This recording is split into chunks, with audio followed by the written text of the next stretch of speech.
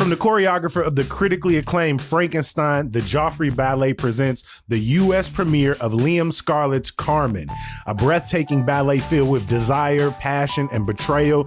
This adaptation of the famous opera pulsates with life and reveals the timeless tale of a woman who dares to live on her own terms. See the Joffrey Ballet's Carmen, September 18th through the 28th at Lyric Opera House. Tickets available at joffrey.org. Steppenwolf Theater presents the Chicago premiere of Mr. Wolf. 12 years ago, Teresa was stolen from her parents. Now a precocious 15-year-old, she's been rescued and returned to a family she neither recognizes nor understands. This miraculous reunion sets the stage for the existential question, what nightmares are we willing to face for the sake of our children? Mr. Wolf begins September 11th, kicking off Steppenwolf's milestone 50th anniversary season. Tickets are available now at steppenwolf.org.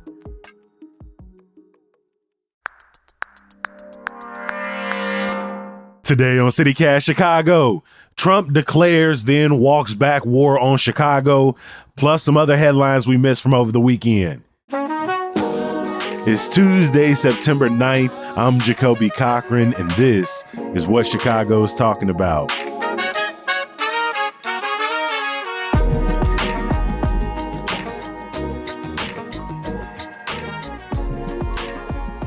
I'm joined this morning by executive producer Simone Alicea. How you feeling, my friend? How was your weekend? I'm okay. I spent most of the weekend in bed with a cold, watching everything that was happening this weekend. What about you? I'm really sorry to hear that. I know how much you enjoy your September weekends. First football Sunday of the season, the Bears did not play on Sunday, and so I got to get to the end of the night without feeling too much disappointment, too much being the appropriate word given the state of my parlays over the weekend.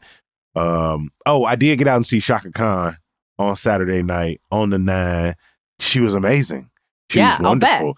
I'll bet she was. One of my favorite festival performances I've seen in the city, period, and definitely the best performance I've seen at a festival this summer. And to see that many Black people, like multi-generational, so many of whom like live in the neighborhood, it was so beautiful. There were so many great folks in Chicago this weekend. Our producer, Michelle Navarro, was just talking about how she saw Lupe Fiasco out at the Taste, and Sandra Cisneros was at Printers Row Lit Fest, which it's just cool that so many amazing artists are from this city. And they were all here on the same weekend. That's wild. It was really cool to see all of them in the city this weekend. And I wish it could have been a weekend that was just marked by like celebration, enjoyment, people getting outside, enjoying these last few weeks of summer. But like the anxiety in the city right now is palpable. I was going to say this was the weekend we were expecting to see Mexican Independence Day celebration start to pick up and last for the next couple of weeks. But it's the same vibe that you've had over the last few months that Chicagoans, particularly immigrants in the city, people who are descendants of immigrants, people who've been living in this city for decades, there's just this growing fear that they at any point could be unconstitutionally arrested, shipped out of the city. It's impacted street festivals throughout the summer. It's impacted the back to school season we've seen over the last couple of weeks. And Simone, the threats have only picked up. And so people were really scared going into this weekend for themselves, for their neighbors. Yeah, the threats from the Trump administration over the past week sort of hit and have been hitting like a fever pitch, right? In addition to promises of increased immigration enforcement on the ground and that, immigration agents would be sent to Chicago, there has also been this threat of sending the National Guard in. And it has sort of been a will he, won't he kind of scenario here. Over this past weekend, there was, as you mentioned, a Mexican Independence Day parade in Pilsen. That continued. It happened, although attendance was a lot smaller than in previous years. I saw videos from the day of, and it was like maybe 10 or 15 minutes before, and people were like, and it was like streets were empty. Yeah. On Friday, El Grito Fest, which would have happened this coming weekend, announced that they were going to be postponing as a result of the threats of increased ICE action. Like I said, the Pilsen Parade did happen. From all the reports I saw, ICE wasn't there. There were volunteers who were out there doing ICE Watch, who were kind of on the lookout. There were some immigration arrests over the weekend, at least 3 in the 14th ward, according to the alder there.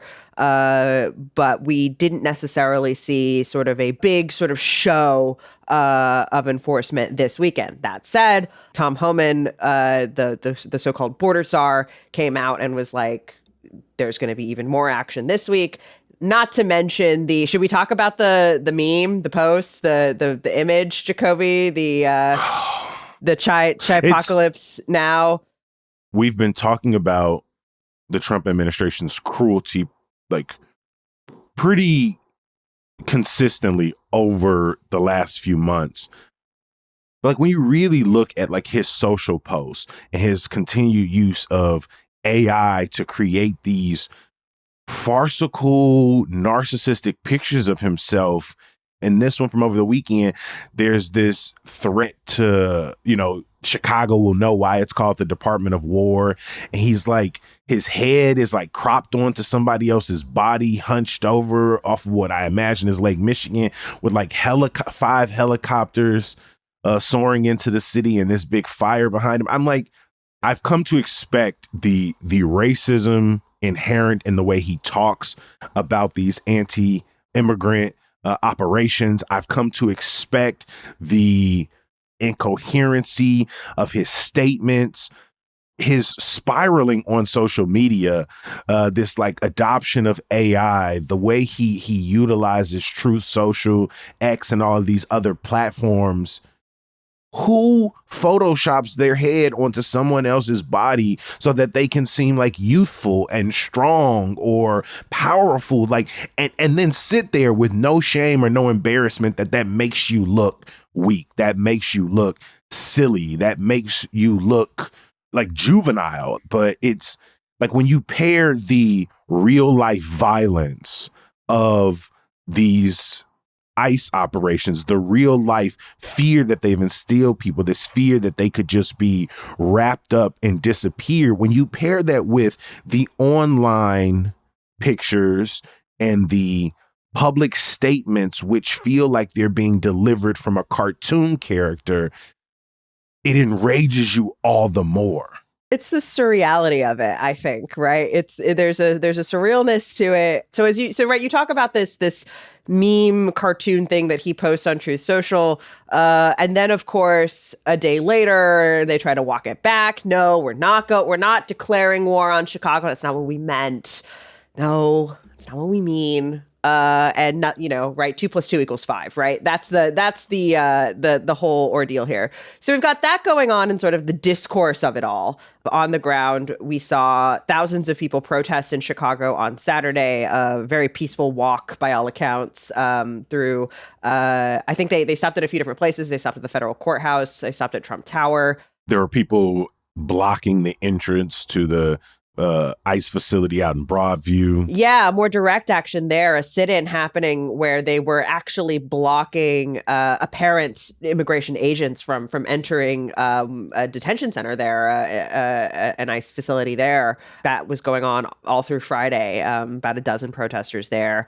The other sort of thing that happened of online unreality versus what was happening on the ground is, I don't know if you saw this in your feeds, but I definitely did, is these rumors about salt trucks. There was this post that was going around, or a few different versions of this post, where people were claiming that salt trucks were being used to block ICE from entering the city. And I saw that and I was like, that sounds wrong. That's not typically. I saw that and immediately was like, I don't think you have a correct understanding of recent history in Chicago. Anytime you see a large row of Chicago salt trucks, garbage trucks, those are meant to blockade entry into or out of a given area. So those could have been used for the taste, or what they were more likely being set up for was just in case there were any protests related to the ICE raids, that those could be quickly mobilized to kind of keep protesters in a given area, keep them from going to other places. Again, block off certain streets from maybe vehicles and stuff. But the idea that those were somehow going to be used to push back ICE, I immediately saw that and was like, that's not what's going on here. There was a lot of, I don't know, I saw those and immediately like flashed back to like the bridges being pulled up in 2020, protesters being blocked into neighborhoods. That's what the city said they were for. They were essentially staging them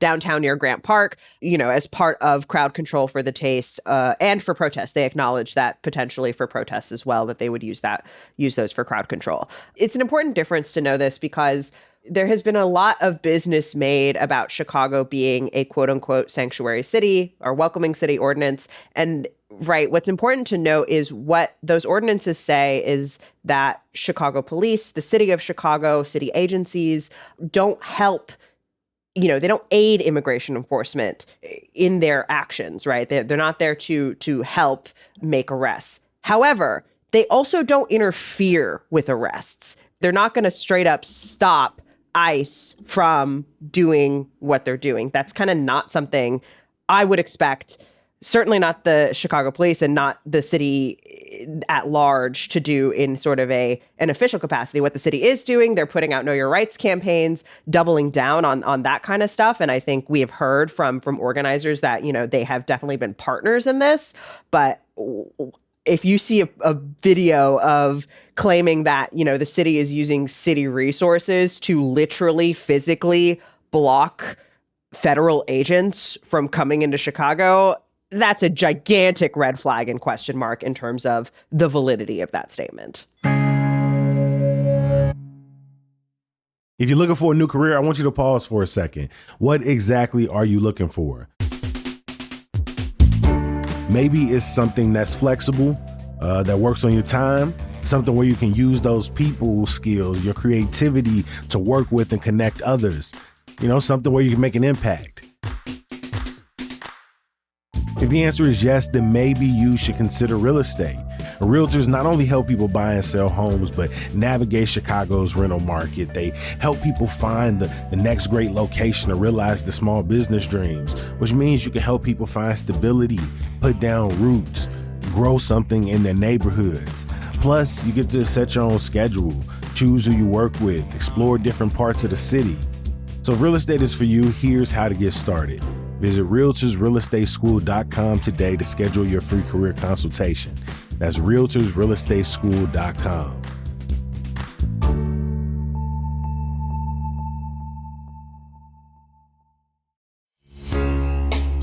September is Childhood Cancer Awareness Month, and kidney cancer is one of the most common types of childhood cancer. The Kidney Cancer Association is committed to creating awareness and raising funds for research to find a cure through Chalk Your Walk. Basically, you chalk some art on the pavement, maybe in your driveway or on the sidewalk outside your apartment. Include chalkyourwalk.org on your drawing, then post photos of your art on social media and tag Kidney Cancer Association. Seriously, you can draw anything, something that brings you joy or an encouraging message, and just tag Kidney Cancer Association. Learn more or donate directly at chalkyourwalk.org. While so much of our attention was focused on the threat of increased ICE operations, the potential deployment of the National Guard, there were some very important stories coming through the wire that we want to pay attention to. And I think one that probably is not getting nearly as much attention, but I think is also something taking place at the federal level that's going to have huge impacts on us all the way down in Chicago, is the ongoing changes at the Center for Disease Control. Staff cuts, funding cuts. The head of the CDC was pushed out a couple of weeks ago. And now, Simone, I'm preparing to go get a flu shot and my annual COVID vaccine. I'm sitting here wondering, Do I still have access to a COVID shot? Can I still get those in the state? I know it changes from state to state to state. What's the latest here? Yeah, I think this is flying really under the radar right now, and I think could prove confusing as people, attempt to re-up this fall. And I've had multiple family members get COVID this summer. I hope people aren't listening to their COVID vaccine. I ain't got one of them in years. Yeah, right. So theoretically, we should have been getting boosters the past few years, and there is another booster available. However, new FDA recommendations have come out in the past few weeks, and basically the new guidelines they're more strict than they used to be. The new guidelines say that you can, if you're below the age of 65, you can only get a COVID vaccine if you present with another risk factor. Now, those risk factors are really broad, right? In addition to if you're immunocompromised, it also includes factors if you are overweight or if you have a mood disorder. It's a pretty broad spectrum. However, you do have to indicate that is the case. And there is actually a lot of confusion among pharmacies right now, particularly the big chain pharmacies, as to, can you just walk in and go get a COVID shot? CVS is still offering COVID shots in Illinois under these guidelines. It doesn't require a doctor's authorization. You don't need a doctor's note proving that, you need to get this shot. Walgreens is offering the FDA approval, in states that they're able. Illinois is one of those states. So you should be able to, however, you may have to indicate that, right. It's just a little bit more confusing and requires a little bit of an extra step. So yeah, that's something to look out for during this respiratory illness season. And every time we've talked with a healthcare expert or advocate, they make it very clear when things get more complicated, when things get more difficult to access, people just stop going. People just stop showing up. And people inside of Illinois Department of Public Health said COVID cases, especially among children age 4 and up, are picking up in the city. And it's worth noting the Illinois Public Health Department is set to put out its own vaccine guidelines at the end of the month that will likely be significantly less stringent. It's a little unclear kind of how that will manifest in pharmacies across the state. And so we'll definitely keep an eye out for that as that comes down from the state public health officials. One other story that might have fallen through the cracks, we talked about this sort of as it was happening, but Mayor Brandon Johnson has officially appointed Walter Redmond Burnett to replace his father, Walter Burnett. I'm not a junior, call me Red. Yes, as the 27th alder. Not a surprise, Jacoby, but worth noting. Yeah, this still has to be approved by the city council. It also leaves open the question, are we getting closer to selecting a permanent head of the Chicago Housing Authority, which Walter Burnett Jr., who has been the leader of the 27th Ward for the last 30 years, is seemingly on the short list for? I am not surprised here. When this was first being considered, we kind of talked through the history of keeping a city council seat in the family. However, I don't think this is a great look. And this is no shot to Red himself, but the idea of replacing the longest running city council member with his son, who has held no elected office, even though he is gearing up to run for the seat in a couple of years, has already received some money from his father. I just think, what does a young man who, worked in investment banking at Goldman Sachs, who has done some nonprofit work in the neighborhood, this isn't just any alder seat. You're replacing a 30-year veteran. And to say that by being his son or being in the family or being close through the political connections of your parents, you've been around fundraising, right? You've been around community meetings, community organizing, to say just that proximity is enough to lead a ward that has evolved immensely over the last 3 decades, that is still looking for more investment in its most divested neighborhoods, that represents the stratification in the city. I think making this appointment without public consideration, and again, I know that's not the status quo, that the mayor just gets to make this, but between the school board elections, between the city council elections. There have been so many people who have run or who have shown a direct political connection, a sort of everyday on the streets connection to this ward, to this neighborhood. And it feels like this might have been an opportunity to name, to potentially bring one of those people into the fold rather than just continuing what feels like a history of political nepotism. Yeah, I gotta say, given all of the appointments that Mayor Brandon Johnson has to make, right? Like, we've talked a lot on this show about some of the big leadership roles that he has to fill at the Housing Authority, at Chicago Public Schools, at the Transit Authority, right? It doesn't necessarily surprise me that, he would kind of go with the easy pick here. As you said, that is kind of the way the process is set up. There is a lot of deference and sort of consultation given to whoever is currently in the seat. It's the easiest, most non-consequential. Like, I don't think anyone's going to push this back in city council. I agree. I don't think it's going to be a big story. I don't think the pushback was ever loud enough for him to not consider going in this direction. Well, and there are no big red flags besides the fact that it's sort of an apparent nepotism, right? An apparent sort of handing of the torch, right? That is sort of the biggest red flag that we see, which is, is that more of an appearance thing? What does that mean? I think my point is sort of more to the effect of like, is there another way to run sort of midterm resignations, midterm appointments? It's interesting because in other cities, other states, the way they do this is there's like an emergency election.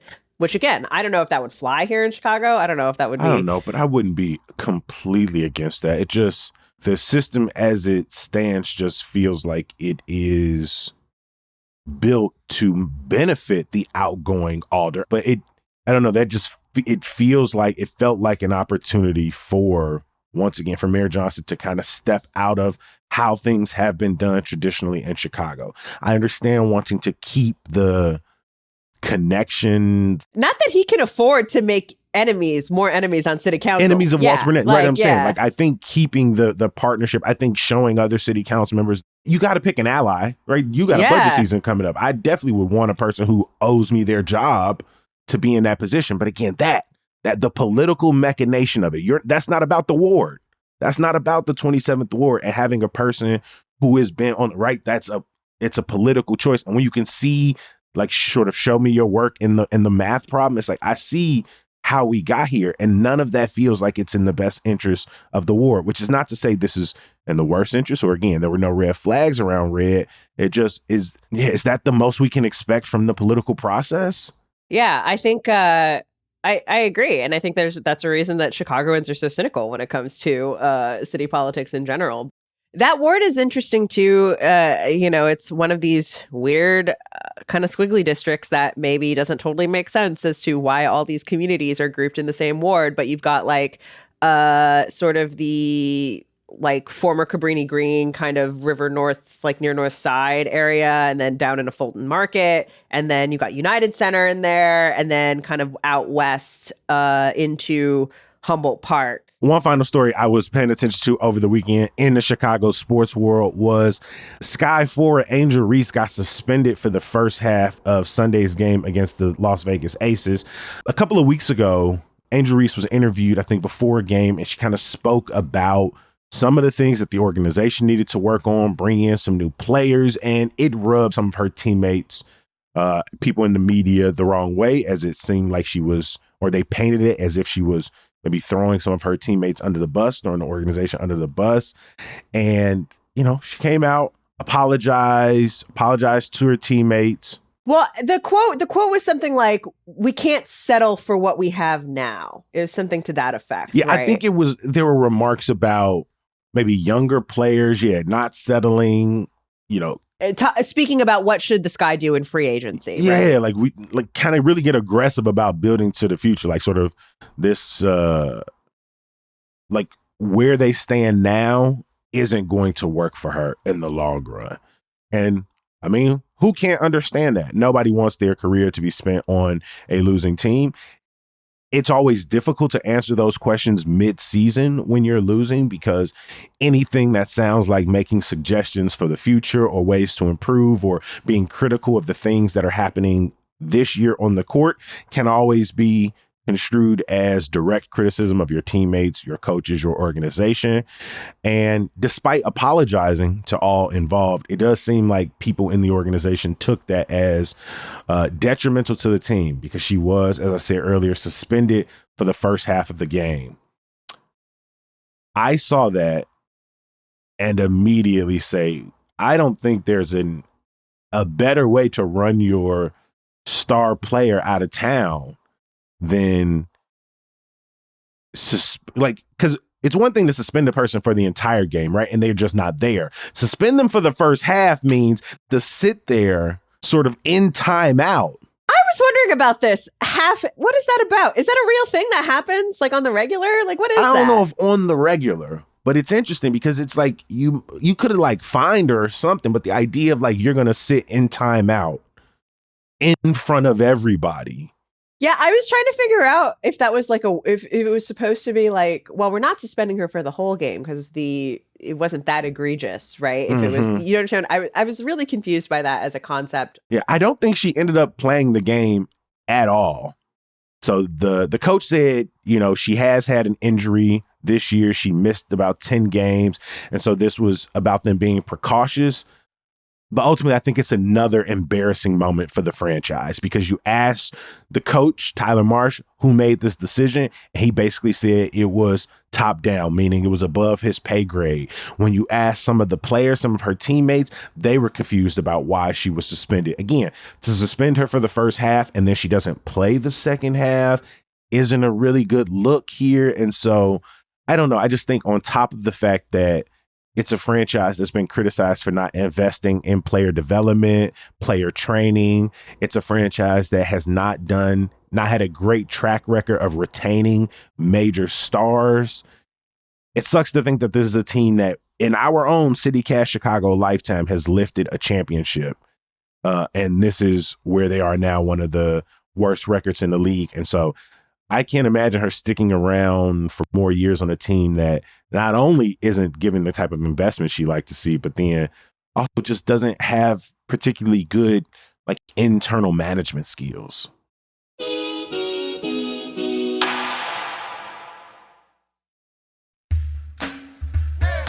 Look, I know we all enjoying this mild September weather, and I know you don't want to talk about it, but winter is coming.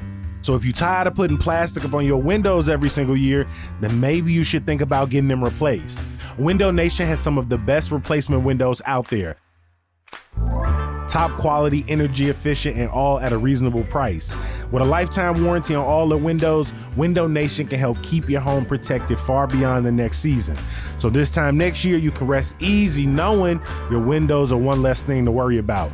And if you buy now, you can save big, because if you buy 2 windows, you gonna get 2 for free. But you better hurry. This sale ends September 30th. Schedule a fast free estimate now with the pros at Window Nation. Call 866-90-NATION or head to windownation.com. This episode is brought to you by Mubi, a global streaming service dedicated to elevating great cinema. On Mubi, stream beautiful hand-picked cinema anytime, anywhere. Right now, you can stream Vice is Broke, directed by author, producer, host, and chef Eddie Wong. The film follows the wild rise and fall of Vice from a scrappy Montreal alt-punk zine to a $5.7 billion media empire of the indie sleaze era, and ultimately its dramatic bankruptcy. It's a raw, unfiltered look at toxicity, capitalism, and what happens when the hype finally dies down. You can watch Vice is Broke and so much more exclusively on Mubi. And the best part, you can try it free for 30 days. Just head to Mubi.com/CityCast25. That's Mubi, MUBI.com/CityCast25.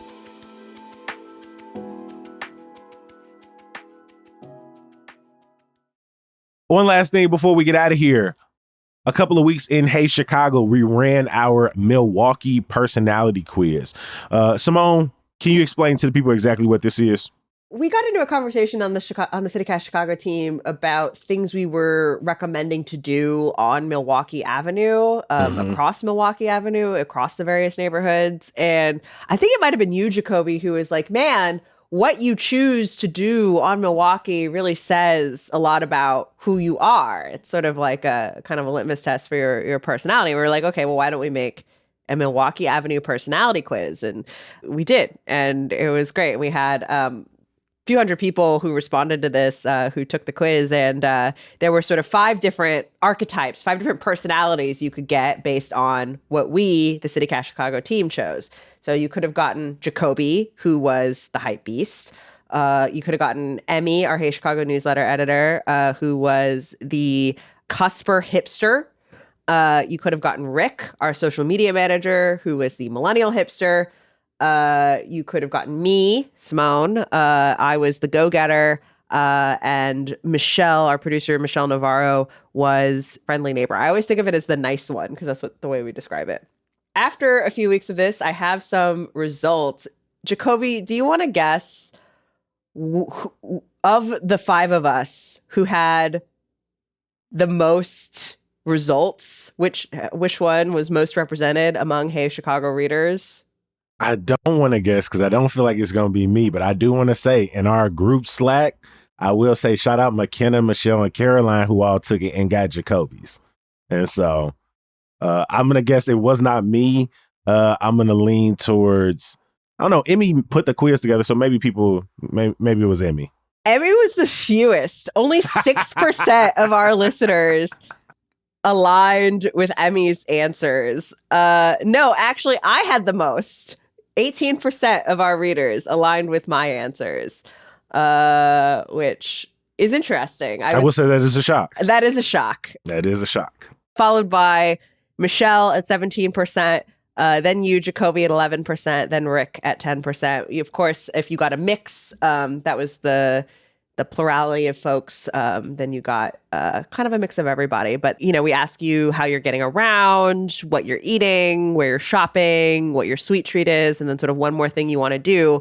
If you go by the most popular answers to each question, you get kind of a different result. So, for example, the first one is, how are you getting around? Most people said the blue line. I was the driver because I don't live actually very close to Milwaukee Avenue, so I'm usually driving up there. I say a blue line with a combo of either scooting or walking. Yes. It was a blue line followed by the bicycle. We had a lot of cyclists who are reading. And then everyone agreed with you, Jacoby, in terms of food, because the what are you eating question, the vast majority of people said brunch at Lula Cafe. I would have been out on Milwaukee this weekend, but Joe Fresh Goods did a collab with Trill Burgers, which is the burger joint founded by Bun B in Houston. And they were out at Soul Taco, and the line was so long on Milwaukee this weekend. People waiting for them burgers, waiting to get that exclusive Joe Fresh merch. And so I almost went and stood in line, but I couldn't make it happen. Speaking of the lines, the second most answer to what are you eating was whatever looks like it'll have the shortest line, which was my answer. Because I hate waiting in line. I hate it. The line at like Mindy's, for example, it moves pretty well, and you can understand why it's got a line. But like, I'm not going to avoid Mindy's because there's a little bit of line there. I will say I will avoid Easy Does It if there's a little bit of a line there. But I know East Room Fatty, so the line ain't never too long for me because we just walk straight in now. Must be nice. The most popular answer to where are you shopping was, no surprise, Myopic Books. I think that was Michelle's answer, followed by my answer, which was Lost Girls, Ragstock, and Coco Rococo, which are some vintage shops. Although you had Browsing Ground 2 as well. I had Uname and Round 2. And I somebody reached out last time I mentioned, like I did my Chicago, like best Chicago day, and I mentioned Round 2, I mentioned Monteverde and some other places. And somebody was like, is Jacoby an oil baron? Y'all, these are like This is like the fictional day if like money was no object. So when I say I'm browsing round 2, I don't want y'all to hear that and go, oh, Kobe be shopping at round 2. Oh, no. Kobe do not be shopping at round 2. I think shopping is it's very funny because I have come to treat shopping more the same way I would treat a museum. It's let's go look at some stuff. Exactly. I'm like, the shirts ain't nothing but some art, like some art on the wall. And like with most of the galleries, I look at the art on the wall and I'm like, that's $4,400. Wow. Wow. Amazing. Good for you. Good for them. Good for you. Little sweet treat. Most people aligned with me again because I said Margie's Candies, which technically actually isn't even on Milwaukee. I believe the entrance is on Western, but it's not like that. Is it like the Western Milwaukee Armitage kind of? Yeah. Mm-hmm. So we count it. Second, I like a Romo Cafe, which is again not technically on Milwaukee, but like right under that Western Blue Line stop. Yeah. They have some of the fluffiest eggs. I like I visit the one on Lincoln in Lincoln Square. Okay. Which is also great. Second on the sweet treat was an Amaro cocktail at Billy Sunday, which was Rick's. And then this had one of the quite a distribution here. What's one more thing you'd like to do on Milwaukee? Most people align with Michelle's. Buy candles and pottery for my friends at Neighborly, followed by I think yours, Jacoby, grooving to live music at Dorian's. So again, not technically on Milwaukee, but right off. And so I like Dorian's. The setup is so charming. The music, the events that they hold there are very enjoyable. The drinks are pretty good. Just got to get there early if you want to have any chance of getting a seat. Yeah. So we've got a lot of go-getters in our audience is the moral of that story. That's what I've learned. And a lot of friendly people. Got a lot of friendly go-getters. That's great. We love that. If you got other suggestions for things we should be doing on Milwaukee, and again, obviously a lot of our choices were around like Damon, Western, Ashland. We had some few up north because we talked about Portage Park Theater, Superdog. So we had a few up north. But feel free, if you got any suggestions along all of Milwaukee, let us know at 773-780-0246. Leave your name, your neighborhood, and your suggestions. Before we get out of here, please join me in thanking our executive producer, Simone Alisea. Hey, thanks, Jacoby. Some good news. We got some amazing festivals happening across the city this week and weekend, including the Norwood Park Fall Festival going down Friday and Saturday, the Inglewood Music Festival going down Saturday at Kennedy King College, and the Logan Square Vegan Festival or Love Fest happening on Saturday up in Logan Square at Monument Park. As always, we appreciate you for listening and reading. We're going to be back bright and early tomorrow. We'll talk to you then. Peace.